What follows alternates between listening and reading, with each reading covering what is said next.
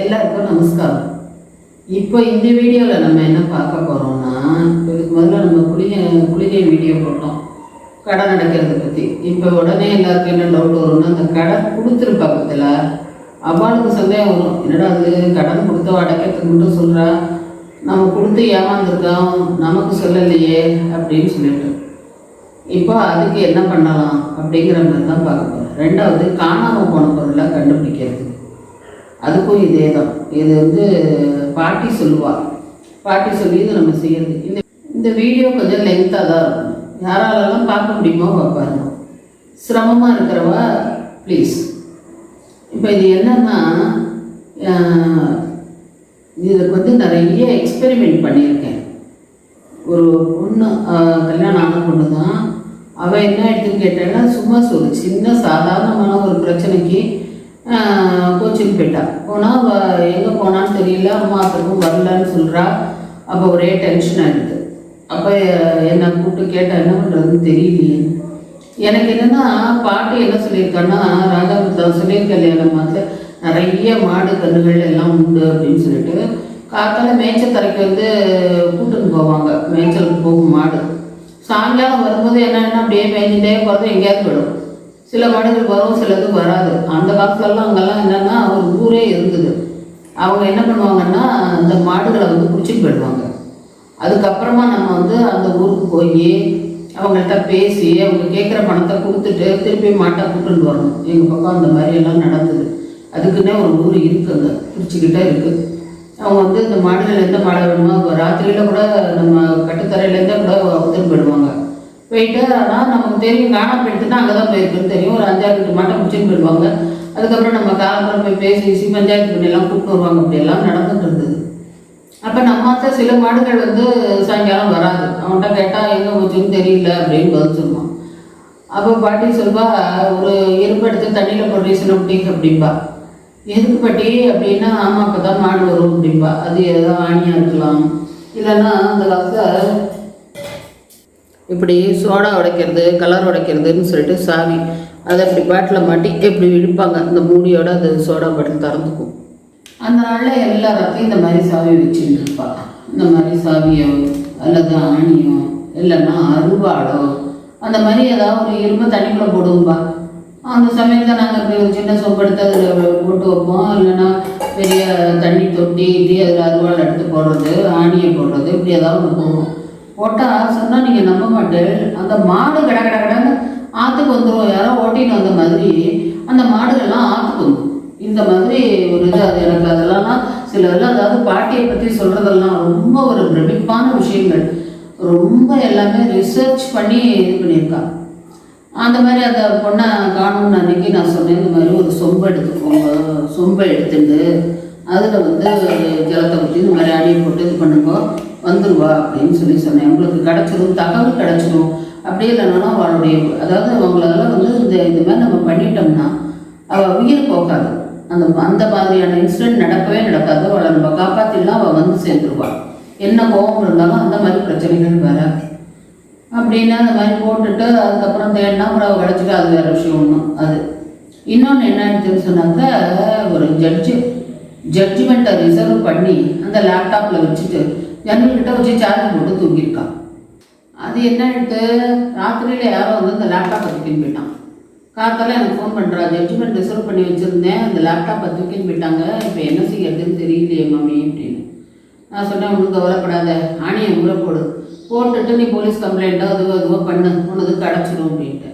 சரின்னு சொல்லிட்டு நான் சொன்ன மாதிரி பண்ணி வச்சுட்டு அன்றைக்கி ஃபுல்லாக போலீஸ், ஏன்னா அந்த ஜட்ஜ்மெண்ட் இது பண்ணலைன்னா கவர்மெண்ட்லேருந்து அவள் பேரில் பெரிய லெவலில் என்கொயரி வந்துடுமா, அது ரொம்ப பிரச்சனை ஆகிடும் அப்படின்னு சொன்னான். இதை செய்யுமா சரியாயிடும்னும் போது அவளுக்கு அது அப்போ என்னடா அது மாமி அப்படின்னு சொன்னால், ஆனால் நான் நம்புவாள், நான் சொல்கிறத அவள் நம்பக்கூடியவா. சரின்னு சொல்லிட்டு அந்த மாதிரி பண்ணியிருக்காள்.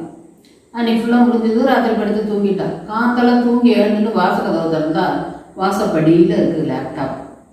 இந்த மாதிரி ஒரு இன்சிடென்ட். அதுக்கப்புறம் ஒரு ஏசி சேல்ஸ் பண்ணுறவா என்ன ஆயிருக்கு, ஏசி மெஷின் 2 மெஷின் காணாமல் போயிடுது. என்ன பண்ணுறதுன்னு தெரியல அப்படின்னோடனே இதே இதுதான் நான் சொன்னேன், இந்த மாதிரி பண்ணுங்க அப்படின்னு சொல்லிட்டு பண்ணால் யாரோ 2 பேரும் விட்டுக்கிட்டுன்னு அந்த ஏசி மிஷினை தூக்கி கொண்டு வந்து கடை வாசலில் போட்டுட்டு ஓடி போயிட்டாங்க. அவளுக்கு அந்த மாதிரி வந்து செஞ்சுருக்கு. இதேமாரி சில பேர் வீட்டு பத்திரத்தை அடமானம் வச்சுருக்கோம், அந்த பத்திரத்தை திருப்ப முடியலை அப்படின்னு சொன்னவாளுக்கு. அதே மாதிரி ஒரு பொண்ணு, காலேஜ் படிக்கிற பொண்ணு, காத்தால காலேஜுக்கு போயிருக்கு, சாயங்காலம் வீட்டுக்கு வரல. ஆனால் நல்ல பொண்ணு அது காணோம்னா வீட்டில் பதறா, என்ன நடந்ததுன்னு தெரியலையே, எது நடந்ததுன்னு தெரியலையே அப்படின்னு சொல்லியிருக்கா. அவன் சொல்லிவிட்டு அப்புறமா யாரோ சொல்லி என்னை கூப்பிட்டா, என்ன பண்ணுறதுன்னு தெரியல அப்படின்னு சொல்லிட்டு, நீங்கள் ஏதோ கூப்பிட்டான்னு வச்சுக்கோங்களேன். அப்புறம் நான் சொன்னேன், இந்த மாதிரி நீங்கள் செய்யுங்க, ஒரு பிரச்சனையும் வராது, அந்த பொண்ணு உசுருக்கும் எந்த அச்சுறுத்தலும் இருக்காது, அந்த பொண்ணு பத்திரமா இருப்பா, வந்து சேர்ந்துருவா, கவலைப்படாதீங்க, போட்டுட்டு நீங்கள் தேடுங்க அப்படின்னு சொன்னேன். சரின்னு சொல்லி அதேமாரி போட்டுட்டு போலீஸுக்கு கம்ப்ளைண்ட் கொடுத்துருக்காங்க. கொடுத்தா இல்லை, போலீஸ் கம்ப்ளைண்ட் கொடுக்கல, போயிருப்பா போல இருக்கு. இதை போட்ட உடனேயே என்ன இருக்குது, உங்களுக்கு பாம்பன்லேருந்து ஃபோன் வந்திருக்கு. இந்த மாதிரி பாம்பன் பாலத்து மேலே ஏறி ஒரு பொண்ணு கடலுக்குள்ளே குதிக்கிறதுக்கு இருந்தது, அந்த பொண்ணை நாங்கள் பிடிச்சி அட்ரஸ் வாங்கி இப்போ நாங்கள் உங்களுக்கு கால் பண்ணுறோம், உங்கள் பொண்ணுங்க தான் இருக்கா, அது கூப்பிட்டுன்னு போங்க அப்படின்னு சொல்லிட்டு ஃபோன் வந்திருக்கு. அப்புறம் சரின்னு சொல்லிட்டு அப்போ அந்த பொண்ணை கூப்பிட்டு வந்துட்டா. அது ஏதோ காத்தால அப்பா ஏதோ விசிறுப்பர் போல இருக்குது. விஷம்னா அந்த பொண்ணுக்கு ரோசம் வந்துருக்கு, அதனால போய் கடலில் குதிப்போன்னு போயிருக்கு, அதை பிடிச்சி கூப்பிட்டு வந்துட்டாங்க. இந்த மாதிரி ஒரு இன்சிடெண்ட்டு. அதேமாதிரி இன்னொரு பையன், அவள் வீட்லேயே அந்த மாதிரி தான் ஏதோ விசிறுப்பா போல இருக்குது. அந்த பையன் கோச்சின்னு எங்கேயோ போயிட்டான். அவன் எங்கே போனானே தெரியல. கடைசியில் என்னென்னா அது அவள் அண்ணாவோட பையன் வந்து அத்தை வீட்டில் இருந்திருக்கான். இப்போ அவன் காணோம்னா அண்ணா வீட்டில் பிரச்சனை வந்துடும் அப்படின்னு சொல்லிட்டு அவள் பதட்டப்பட்டு இது பண்ணியிருக்கா. இப்போ யாராவது நான் சொன்னேன்ற மாதிரி சொல்லியிருப்பா போல இருக்கு. அப்புறம் அவள் இந்த மாதிரி செஞ்சுட்டு இது பண்ணியிருக்கா. அதுக்குள்ளே என்னென்னா அதுவும் இதேமாதிரி ஓசூர்லேருந்து போலீஸ் ஃபோன் பண்ணியிருக்காங்க. உங்கள் வீட்டு பையன் இங்கே ஓசூரில் இருக்கார், பிடிச்சி கேட்டதில் இந்த மாதிரி நான் இந்த ஊர் அப்படின்னு சொன்னார், மதுரை அப்படின்னு சொன்னார் அப்படின்னு சொல்லிட்டு இது பண்ணியிருக்கா. சொன்னோன்னா இல்லை, அந்த அப்போ வந்து மெட்ராஸ்ன்னு நினைக்கிறேன், அவள் மெட்ராஸில் இருக்கா, மெட்ராஸு அப்படின்னு சொன்னான் அப்படின்னோன்னா சரின்ட்டு அப்புறம் அந்த பையன் ஓசூர்லேருந்து போலீஸ்காரங்க பிடிச்சின்னு வந்து இவள் போய் அந்த பையனை மீட்டுன்னு வந்துட்டான். இந்த மாதிரி நிறைய இன்சிடெண்ட் இருக்குது. இதில் காணாமல் போன பொருளாகட்டும், மனுஷாலாகட்டும். பாட்டி ஆக்சுவலி இது மாட்டுக்கு தான் பண்ணிகிட்டு இருந்தான். நான் இந்த மாதிரி எல்லாத்துக்கும் இது பண்ணேன். இந்த மாதிரி வரா கடன்கள், சில பேர் கடன் கொடுத்துருப்பா, அவளுக்கு அந்த காசு திரும்பி வராது. சில பேர் வட்டிக்கு ஆசைப்பட்டு கொடுக்குறவாளும் இருக்கா, நிறைய வட்டி கொடுக்குறவா இருப்பா, கம்மியான வட்டி கொடுக்குறவா இருப்பா. சில பேர் ஃப்ரெண்ட்ஸு, சொந்தக்காரா அப்படின்னு நம்பி கடன் கொடுத்தவா இருப்பா. அவளுக்கெல்லாம் திரும்பி வரலன்னா கஷ்டம் தானே. அதனால அவள்லாம் வந்து போய் யோசிப்பா. அதுக்காகத்தான் நான் இந்த வீடியோ சொல்கிறேன். இது வந்து நிறைய இதில் ரிசர்ச் பண்ணி இதில் முடிவுகள் இருக்குது. மாட்டிலேருந்து மனுஷாலேருந்து எல்லாம் வரும். இது எப்படி செய்யணும் அப்படின்னா, இப்படி ஒரு சொம்பு எடுத்துக்கணும், பித்தளையோ இல்லை செம்போ அந்த மாதிரி எடுத்துக்கணும். ஒரு சொம்பு எடுத்துக்கணும், பித்தளை இல்லைன்னா செம்பு அந்த மாதிரி எடுத்துக்கணும். எவர்சில்வர் வந்து சொல்லலை பாட்டி, இதுதான் சொல்லியிருக்கா. இல்லைன்னா அந்த நல்ல சுருண்டு சொம்புன்னு இருக்கும், நம்ம அதில் சுருண்டு சொம்பு இருக்கும், அதில் கூட நாங்கள் போட்டிருக்கோம். இப்படி ஒரு சொம்பை எடுத்துட்டு அதில் என்ன பண்ணணும்னா ஜலம் ரொப்பிக்கணும். சொம்பில் தண்ணி கொட்டிடணும். இதில் நீங்கள் வேணும்னு நினச்சலன்னா யாருக்காவது தொடர்புற ஏதாவது போடணும்னா போட்டுக்கலாம். ஆனால் நாங்கள் அந்த நாளில் அதெல்லாம் ஒன்றும் போட மாட்டோம். அதில் என்ன பண்ணுவோம்னா இந்த மாதிரி ஒரு இரும்பு சாவியாக இருக்கலாம், ஆணியாக இருக்கலாம், இல்லை பெரிய பாத்திரமாக இருந்தது, சிம்பிடு தொட்டி மாதிரியெல்லாம் இருந்ததுன்னா அதில் அருவாளையே கூட வேணால் போட்டுக்கலாம். அதாவது என்ன பண்ணுவோம், இந்த இரும்பை அந்த தண்ணிக்குள்ளே போட்டுருவோம். இருந்ததுன்னா என்ன பண்ணலாம்னா நம்ம இப்படி ஒரு தேங்காயை ஒன்று வச்சுருக்கோம். இதை இப்படியே பெருமாள் சன்னதியில் அப்படியே வச்சுடுறது. நம்ம எந்த தெய்வத்தை வழிபடுறோமோ அந்த தெய்வத்துக்கிட்ட இதை இப்படியே வச்சிட வேண்டியது. வச்சிட்டோம்னா இது அப்படியே ஒரு 48 நாளைக்கு இருக்க வேண்டியது தான். இதுக்குள்ளே நம்ம பிரச்சனை என்னவோ அந்த பிரச்சனை வந்து சரியாயிடும்.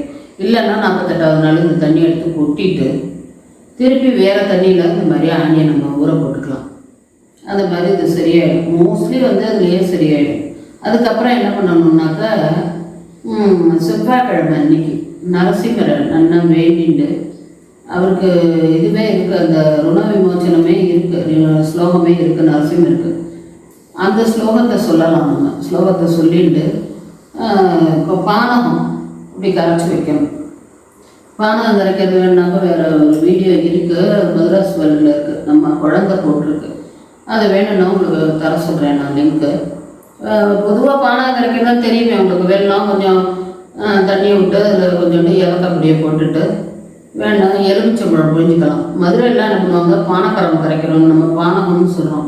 இந்த பக்கம் என்னென்னாக்கா அழகு திருநாளுக்கெல்லாம் பானக்கரம் கரைக்கிறோம் அப்படின்னு சொல்லுவாங்க. அந்த பானக்கரத்தில் என்னென்னாக்கா கொஞ்சம் நீர்க்க புளியும் கரைச்சி விடுவா. நம்ம வந்து என்னென்னாக்கா எலுமிச்சம்பழத்தை அதில் புழிஞ்சு விடுறது. இங்கே நரசிம்மர் கோவிலில் டெய்லி பானகம் நிவேதனம் பிரார்த்தனை இருக்குது. நம்ம வேணாலும் பணம் கட்டினோம்னா நமக்கும் வந்து இது அந்த நிவேதனம் பண்ணிவிட்டு பானகம் கொடுப்பா. நம்ம எல்லாருக்கும் அதை விநியோகம் பண்ணலாம். அதுக்கு அப்படித்தான் பானகம் கரைப்பா. அந்த மாதிரி பண்ணலாம். அதுக்கப்புறம் என்னன்னாக்கா புதுக்கோட்டையில் பிரகதாம்பாள் கோவில் அப்படின்னு இருக்குது. அரைக்காசு அம்மன்னு பேர். அந்த அரைக்காசு அம்மன் வந்து அந்த ராஜாவுக்கு நிறைய நல்லதுகளை செஞ்சதுனால அந்த காசுலேயே அந்த அம்மனை வடிச்சிருப்பாங்க. அரைக்காசு அம்மன் அதான் அந்த நாளில் அரக்காசில் அந்த அம்மன் படம் இருக்கும். அதனால அது அரைக்காசு அம்மன்னு பேர். கோவில் வந்து பிரகதாம்பாள் கோவில்னு. அந்த அம்மன் என்னன்னு கேட்டிங்கன்னா, இந்த காணாமல் போன பொருள், இந்த மாதிரி வாராக்கடன், இதுக்கெல்லாம் நம்ம வந்து வேண்டிக்கலாம். உனக்கு வந்து வெல்லம் வாங்கி தரேன் அப்படின்னு வேண்டிட்டு 5 கிலோ வெல்லம் 10 கிலோ வெல்லம் அப்படியெல்லாம் வாங்கி கொடுப்பாங்க. ஆனால் நம்ம பிரார்த்தனை பண்ணிக்கும்போது இந்த மாதிரி ஒரு பானகம் பண்ணி இந்த பானகத்தை வந்து அந்த அம்மனை நினச்சி நிவேதனம் பண்ணிட்டோம். இதை யாராவது வந்து அவங்களுக்கு கொடுக்கலாம், இல்லைன்னா வீட்டில் இருக்கிறவங்களே இந்த பானகத்தை சாப்பிட்டுக்கலாம். அதே மாதிரி தான் நரசிம்மருக்கும் கரைச்சி வச்சுட்டு நரசிம்மருக்கு இதை நிவேதனம் பண்ணிவிட்டு வேண்டிட்டு இதை எல்லோரும் சாப்பிட்டுக்கலாம். இந்த மாதிரி நம்ம ஆடி வைக்கும்போதே கூட இந்த பானகத்தை கரைச்சி நரசிம்மருக்கோ அல்லது அரைக்காசு அம்மனுக்கோ வேண்டிட்டு நம்ம இந்த மாதிரி செய்யலாம். செஞ்சாக்கா அந்த கடன்கள் வந்து வசூலாகிடும். எப்படி வசூலாகும்னா, இப்போ நீங்கள் செய்கிற பிரார்த்தனை உங்களுக்கு மட்டும் இல்லை, உங்கள்கிட்ட கடன் வாங்கின்னு போயிருக்கார் இல்லையா, அவங்களுக்கும் நல்லது செய்யும். அவங்களுக்கு நல்ல நியாயமான முறையில் வருமானத்துக்கு ஏற்பாடு பண்ணி அவங்களே வந்து அந்த கடனை உங்களுக்கு அடைச்சிட்டு போவாங்க. அந்த மாதிரி கடவுள் வந்து அதுக்கான ஏற்பாடுகள் பண்ணுவார். எப்போவுமே கடவுளை நம்பினவர் கைவிடப்படாதுன்னு சொல்லிட்டு அந்த மாதிரி இருக்குது. அதே மாதிரி கடன் வாங்கினவங்களுக்கும் ஒரே கலக்கம்தான், அந்த கடன் கொடுத்தவங்களுக்கும் கலக்கம்தான். கடன் பட்டார் நெஞ்சம் போல கலங்கினான் இலங்கை வேந்தன்னு சொல்லுவாங்க ராமாயணத்தில். அந்த மாதிரி கடன் கொடுத்தவங்களும் கலங்குவாங்க, அந்த கடனை வாங்கினவங்களும் கலங்குவாங்க, வாங்கினவங்களோட கொடுத்தவங்க இன்னுமே ரொம்ப கலங்குவாங்க. அதனால் அதுக்கு இந்த மாதிரி ஒரு பிரார்த்தனை பண்ணிக்கலாம். இது எல்லாத்துக்குமே பண்ணிக்கலாம் இந்த பிரார்த்தனை. இது வந்து ரொம்ப ரொம்ப ஒரு முக்கியமான பிரார்த்தனை. ஆனால் பார்த்தா உங்களுக்கு ஒரு சின்ன இதுவாக தெரியும், ஆனால் அது வந்து ரொம்ப வந்து ஒரு உயர்வான ஒரு பிரார்த்தனை. இதெல்லாம் நம்ம கடவுள்கிட்ட வந்து எதை வந்து சொல்லும்பொழுதும் அதுக்கு நமக்கு நல்லது நடக்கும். இப்போ உங்களுக்கு சந்தேகம் வரும், இப்போ தேங்காய் வச்சுருக்கேன், இந்த தேங்காய் நான் என்ன பண்ணுறது அப்படின்னு சொல்லிட்டு. இதில் என்னென்னா மாவில் கொஞ்சம் வச்சுட்டு அது மேலே கூட இந்த தேங்காயை அப்படி நீங்கள் வைக்கலாம். இது அப்புறம் செதுக்கா மாதிரி இதை வந்து அடிச்சிடலாம். அந்த தேங்காயை நம்ம காரியம் உடனே சக்ஸஸ் ஆகிடுது 2-3 நாளுக்குள்ள அப்படின்னா அந்த இப்போ தேங்காயை கொண்டு ஒரு பிள்ளையார் கோவிலில் கூட செதுக்கா போட்டுடலாம். இல்லை நாள் படம் இருந்துடுது அப்படின்னா தேங்காய் எப்படி இருக்கும்னு நமக்கு தெரியாது. மாவில் மேலே வைக்கும்போது அவ்வளோவா கெட்டு போகாது. நம்ம வெறும் தண்ணியில் வைக்கும்போது எப்படி இருக்குங்கிறத பற்றி எனக்கு தெரியல. அப்படி நாள் படம் இருக்கும்போது அது ஒரு செதுக்கா மாதிரி நம்ம ரோட்டில் கூட அடிச்சுக்கலாம். 2-3 நாள் தான் அப்படின்னா பிள்ளையாருக்கு நீங்கள் அடிச்சிடலாம். ஆனால் கூடுமான வரைக்கும் இதை நம்ம வைக்கும்போது 1 நாள் 2 நாள்லேயே இது சக்ஸஸ் தெரியும். அதாவது இந்த காணாமல் போனது இந்த மாதிரிலாம் இருக்கு பாருங்க, பத்திரம் அடைஞ்சிட்டு திருப்ப முடியாமல் போனது, இந்த மாதிரி அதெல்லாம் உடனேயே கூட சக்ஸஸ் தெரிய ஆரம்பிச்சிடும். இந்த வார கடன்களும் அதே மாதிரியே தான் ஒரு கொஞ்ச நாளில் உங்களுக்கு சக்ஸஸ் தெரியும். ஆனால் நம்பிக்கையோடு செய்யுங்க. இதில் நம்பிக்கை தான் ரொம்ப முக்கியம். இது நிஜமா, இது வந்து பொய்யா, இதெல்லாம் ஏமாத்து வேலை அப்படி இப்படின்னு சொன்னால் அதுக்கெல்லாம் நம்ம ஒன்றும் பண்ண முடியாது. ஏன்னா இதில் நான் யாரையுமே ஃபோர்ஸ் பண்ணல, நீங்கள் இப்படி தான் பண்ணி தான் ஆகணும் அப்படின்னா நான் சொல்லலை. தேவை இருப்பவர்கள் இருந்தால் உபயோகப்படுத்திக்கோங்க.